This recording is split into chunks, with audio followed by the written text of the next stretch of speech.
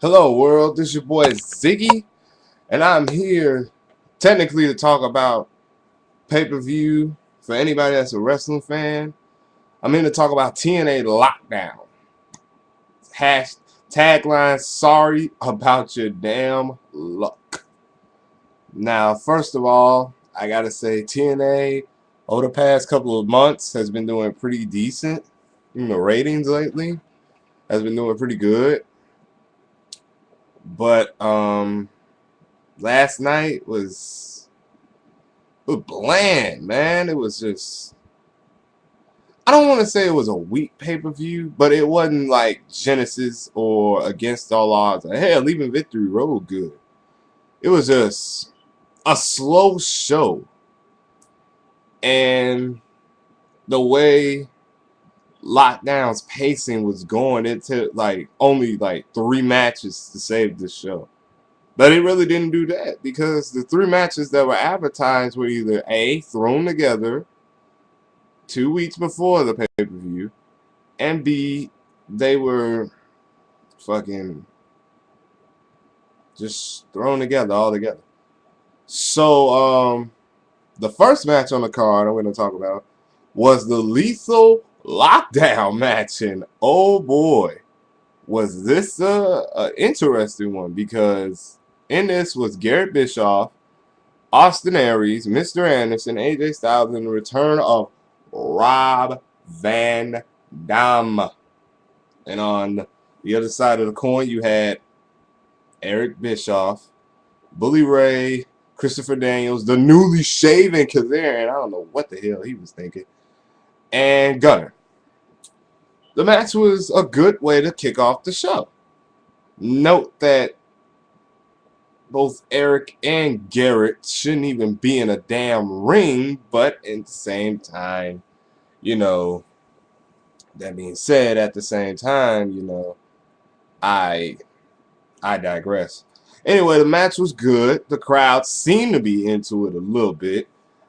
The finish was Eric Bischoff was beating Garrett with the kendo stick, and you could see the welts and stuff on his back. Made me cringe a little bit, I must admit. But Garrett kind of shook it off and fucking cracked Eric ass with a fucking guitar. So your winner is Garrett Bischoff's team. And I just gotta say, TNA, I gotta ask.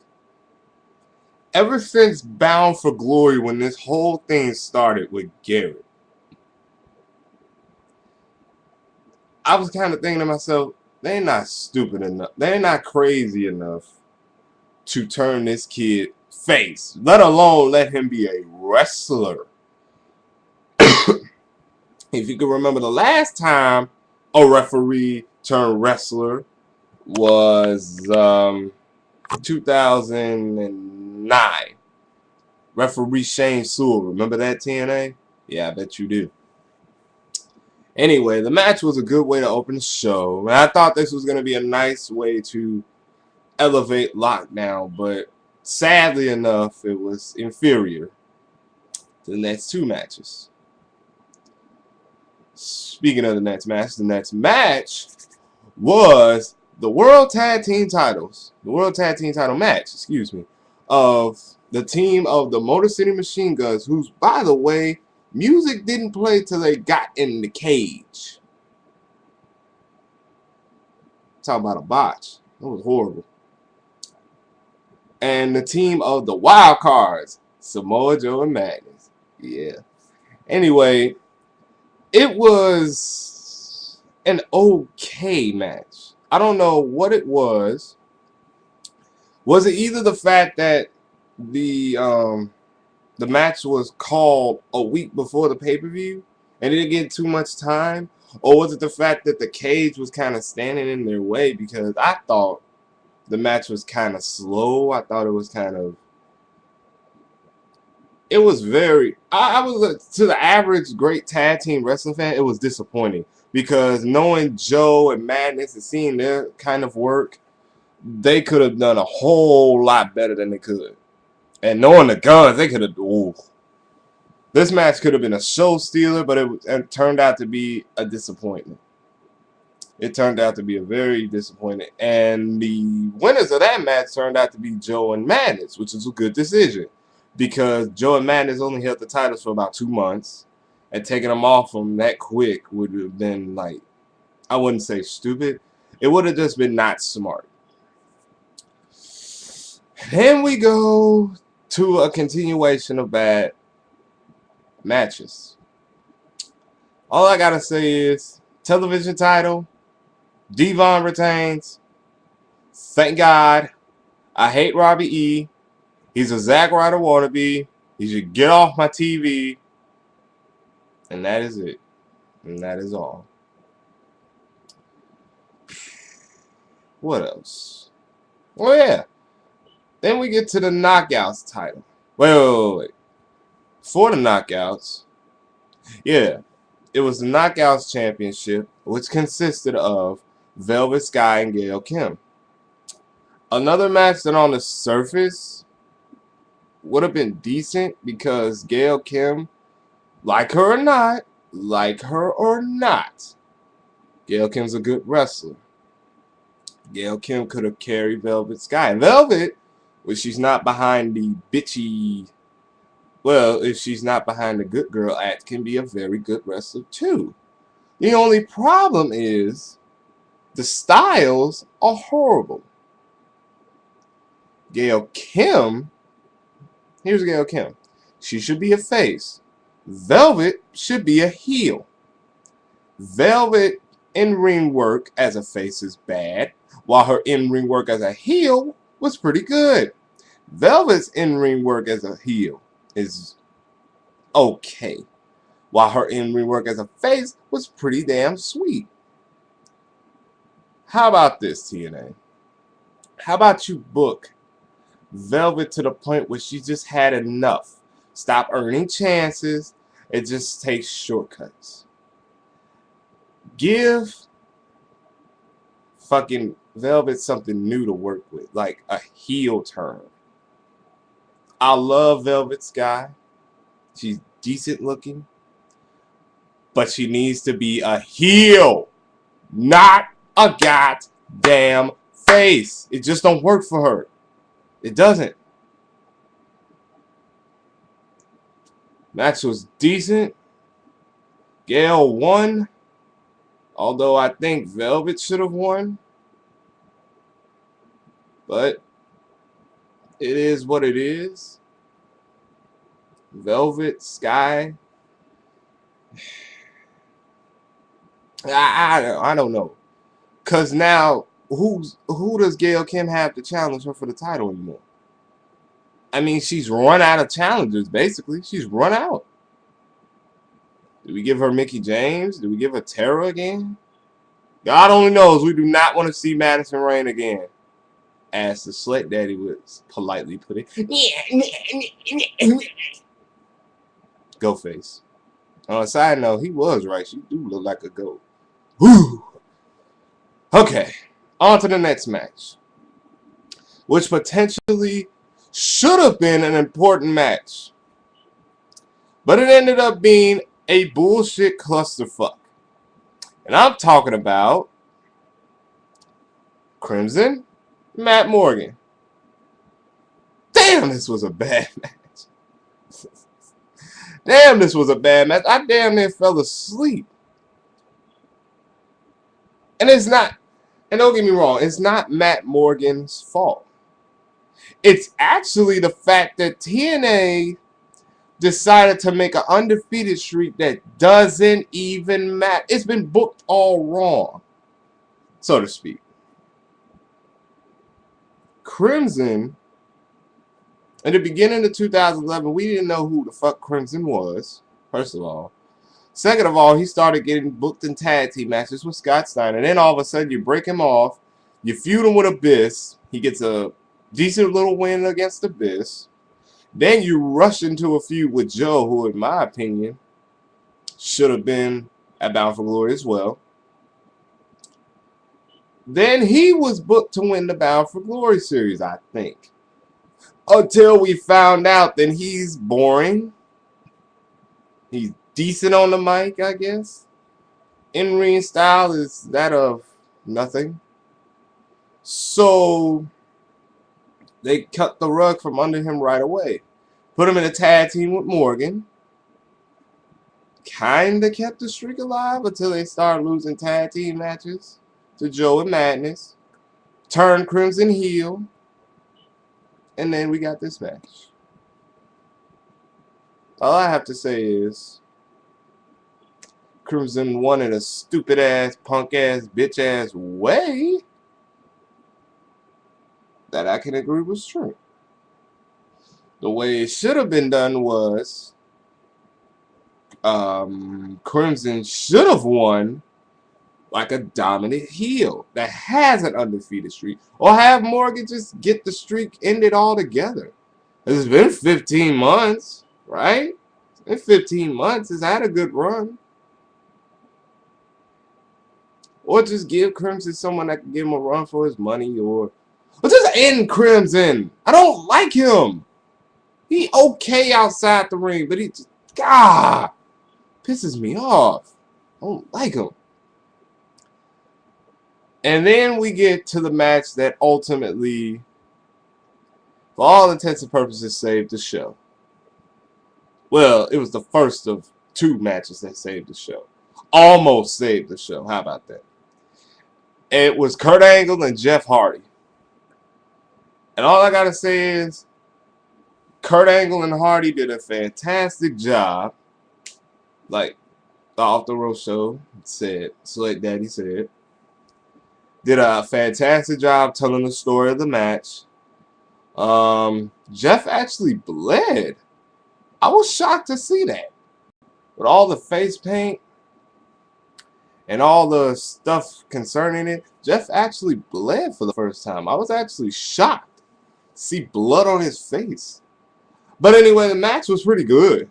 The sweet spots came when Angle hit the Angle Slam, and it was so beautifully. Jeff Hardy hit 2 Swanton bombs, but when he couldn't get that, he even hit an Angle Slam and an ankle lock. And let me just say, y'all give shit to Jeff Hardy, but Jeff Hardy executed a beautiful ankle lock. But anyway, the finish came when Jeff Hardy came off the top of the steel cage with a Swanton bomb. It was a third Swanton, so 3 times was a charm.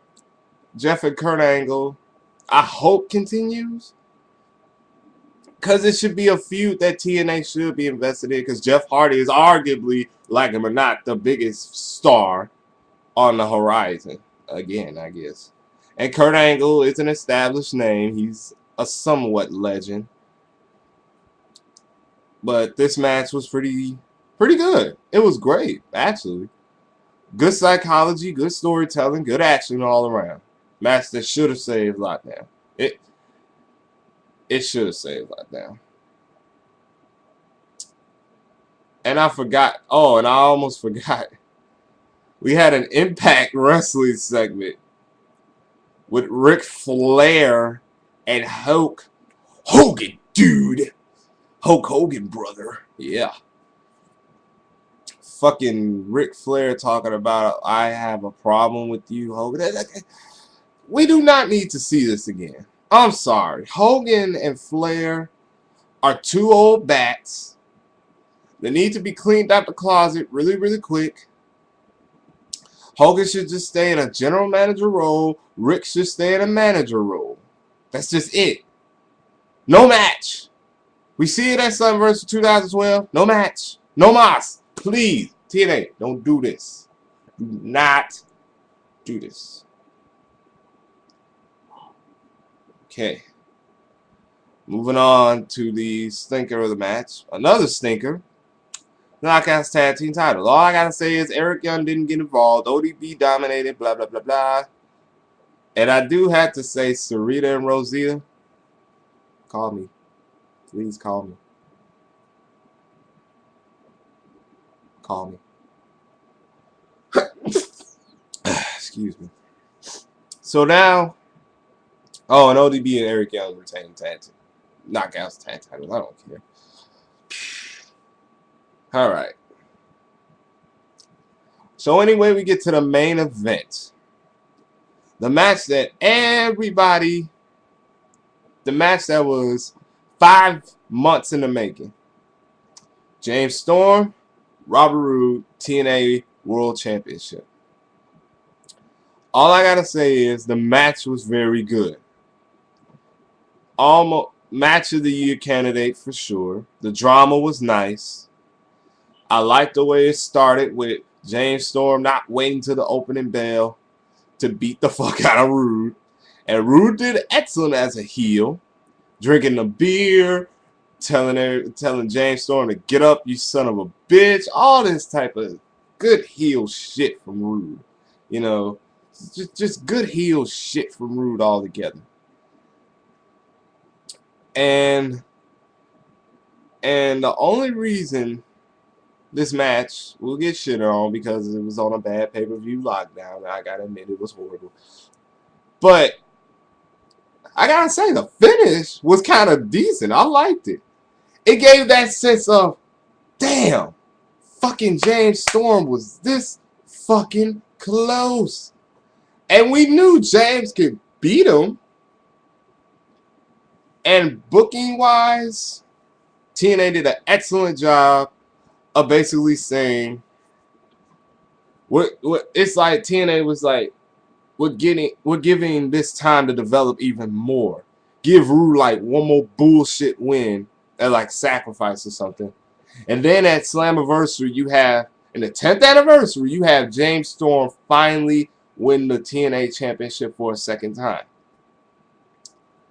So, again, great match, great storytelling, great psychology.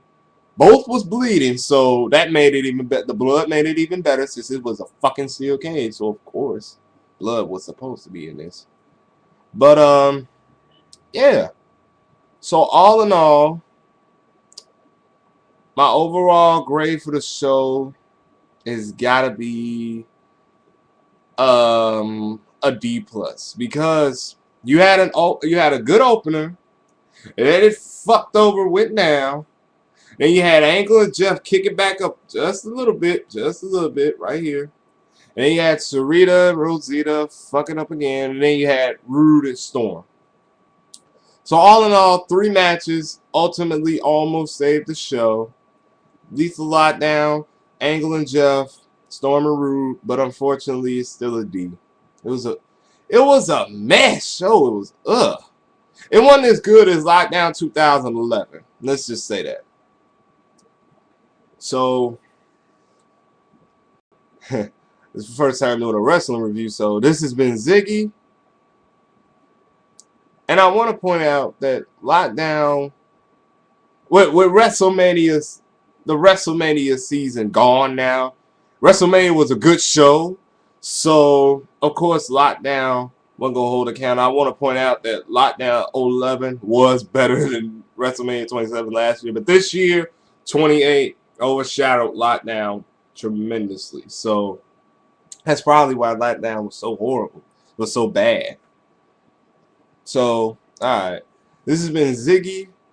You know how I am, Ziggy23 Entertainment. My Twitter is ZJ It's www.twitter.com/ZJHoneys, and my Facebook www.facebook.com/Zachary.Brown1. So this has been my wrestling review, my first ever wrestling review. I don't know if I'm going to do more. Maybe I will.